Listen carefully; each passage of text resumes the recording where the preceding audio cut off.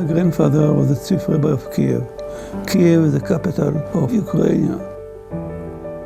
He was not a scholar or a person who go and spend most of his time reading and teaching the holy book, but he was a very practical and strong person, very, very loved by the community.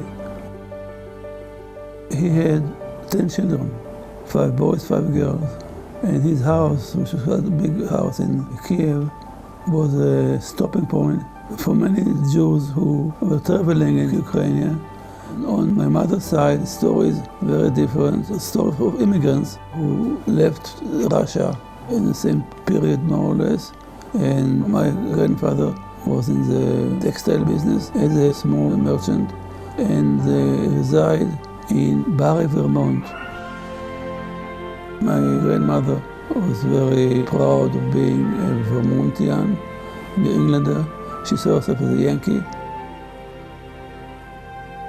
Every night before we go into bed, we hear the American anthem.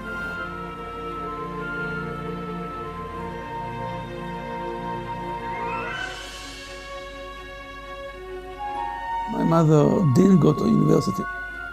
She worked first in Barry, Vermont, but then she went to New York. And I found recently pictures of her in a newspaper. She went twice to Europe, it was pretty unusual, to buy clothes for Bloomingdale.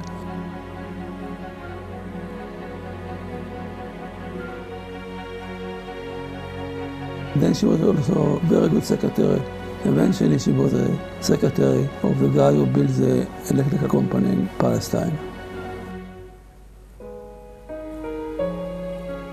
My father was a very nice man, gentle as a, I don't know, so quiet and a loving person. I never heard my parents even once all my life shouting at each other. They were so nice couple. But on the other hand, he wasn't that ambitious. He was in charge of a very big department. We lived on the Kabul Mountain. We lived in a middle class plus neighborhood. There was no upper class in Israel at that time. And we used to walk about an hour to the sea, all the way from the French Carmel, and spend the whole day with other kids. All of us were members of the Scout movement. And so this sort of thing in the summer were great. We spent the whole day with friends, swimming all the time. We were very good in the summer.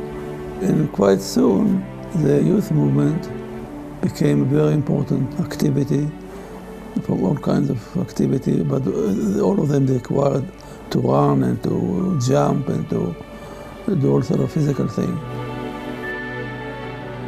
And we did have a background, the beginning of knowledge of what's happening in Europe. It was very upsetting. Our parents cried for days. But on the whole, we had a good life. We went to private school, sort of private school. The teachers were fabulous because they were the crème de la crème from European immigrants.